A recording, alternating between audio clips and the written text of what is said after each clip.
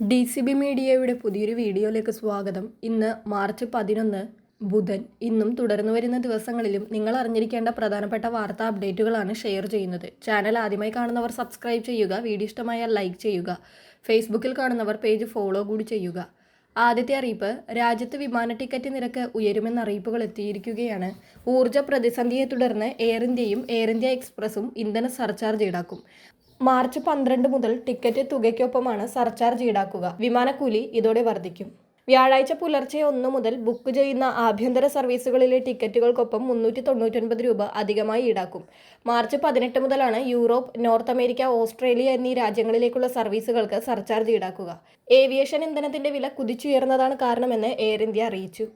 അടുത്ത അറിയിപ്പ്, റംസാൻ പ്രമാണിച്ച് പ്രത്യേക കിറ്റുമായി എത്തിയിരിക്കുകയാണ് സപ്ലൈകോ. റംസാൻ നിലാവെന്ന് പേരിട്ട കിറ്റിൽ 1018 രൂപ വിപണി വില വരുന്ന 15 ഇനങ്ങളാണ് ഉൾപ്പെടുത്തിയിരിക്കുന്നത്. കിറ്റ് ഉപഭോക്താവിന് 786 രൂപയ്ക്കാണ് നൽകുക. 1 കിലോ വീതം ശബരി അപ്പം പൊടി, പുട്ടുപൊടി, ചിക്കൻ മസാല, പെരിഞ്ജീരകം, മീറ്റ് മസാല, ജീരകം, മല്ലിപ്പൊടി, മുളകുപൊടി, കാശ്മീരി മുളകുപൊടി, കുരുമുളക് പൊടി, റവ, പഞ്ചസാര, ശബരി ഗോൾഡ് ചായപ്പൊടി, ഏലക്കായ, അണ്ടിപ്പരിപ്പ് എന്നിവയാണ് കിറ്റിൽ ഉൾപ്പെടുത്തിയിരിക്കുന്നത്.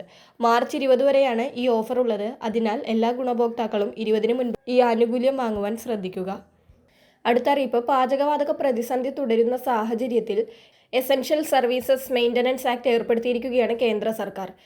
ഇന്ന് രാവിലെയോടെയാണ് കേന്ദ്ര സർക്കാരിന്റെ നടപടി. LPG വാണിജ്യ സിലിണ്ടറുകൾ, CNG എന്നീ 3നും ഈ നടപടി ബാധകമാകും. ഇവയുടെ വിതരണമടക്കമുള്ള കാര്യങ്ങളിൽ സംസ്ഥാന സർക്കാരിനും പോലീസിനും നടപടി വഴി നേരിട്ട് ഇടപെടാനാകും. 5-ൽ കൂടുതൽ ഗാർഹിക സിലിണ്ടറുകൾ കൈവശം വെച്ചാൽ അത് പിടിച്ചെടുക്കാൻ പോലീസിന് കഴിയും. ഗാർഹിക സിലിണ്ടറുകൾ വാണിജ്യാവശ്യങ്ങൾക്കായി ഉപയോഗിച്ചാൽ അറസ്റ്റ് അടക്കമുള്ള നടപടികളിലേക്ക് കടക്കാൻ പോലീസിന് കഴിയുന്നതാണ്. പെട്രോളിയം ഉൽപ്പന്നക്ഷാമം രാജ്യത്ത് പാചകവാതക മേഖലയെ ബാധിക്കാതിരിക്കാൻ വേണ്ടിയാണ് നടപടിയെന്നാണ് കേന്ദ്ര സർക്കാരിന്റെ വിശദീകരണം. ഇതിനായി LPG സിലിണ്ടർ ബുക്കിംഗ് ഇടവേള 21 ദിവസത്തിൽ നിന്ന് 25 ദിവസമായി സർക്കാർ നീട്ടിയിട്ടുണ്ട്. റെസ്റ്റോറൻറ്റുകൾ, ഓട്ടോമൊബൈലുകൾ, മറ്റ് മേഖലകൾ എന്നിവയ്ക്കുള്ള LPG പ്രശ്നങ്ങൾക്കായി പെട്രോളിയം മന്ത്രാലയം ഒരു കമ്മിറ്റി രൂപീകരിച്ചിട്ടുണ്ട്. വാണിജ്യ സിലിണ്ടറുകളുടെ ക്ഷാമത്തെ തുടർന്ന് നിരവധി ഹോട്ടലുകൾ അടച്ചുപൂട്ടാൻ ഒരുങ്ങുകയാണെന്ന വാർത്തകളും എത്തുന്നുണ്ട്. എന്തായാലും ഇറാൻ-ഇസ്രായേൽ സംഘർഷം നീണ്ടുപോവുകയാണെങ്കിൽ രാജ്യത്ത് പാചകവാതക സിലിണ്ടറിന്റെ ക്ഷാമം രൂക്ഷമാകുമെന്നാണ് വിലയിരുത്തലുകൾ എത്തുന്നത്.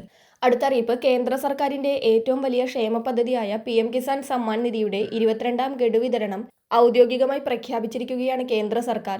രാജ്യത്തെ 10 ലക്ഷത്തോളം കർഷകർക്ക് ഈ 2000 രൂപ മറ്റന്നാൾ, അതായത് മാർച്ച് 13-ന് അക്കൗണ്ടുകളിലേക്ക് എത്തും.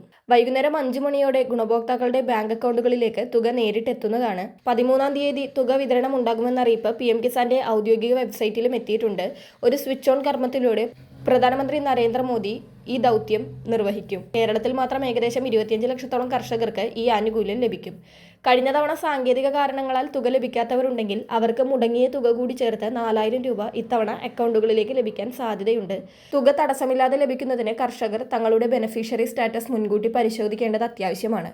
വളരെ പ്രധാനപ്പെട്ട ഈ വാർത്താ അപ്ഡേറ്റുകൾ മറ്റുള്ളവർക്ക് കൂടി ഷെയർ ചെയ്യുക.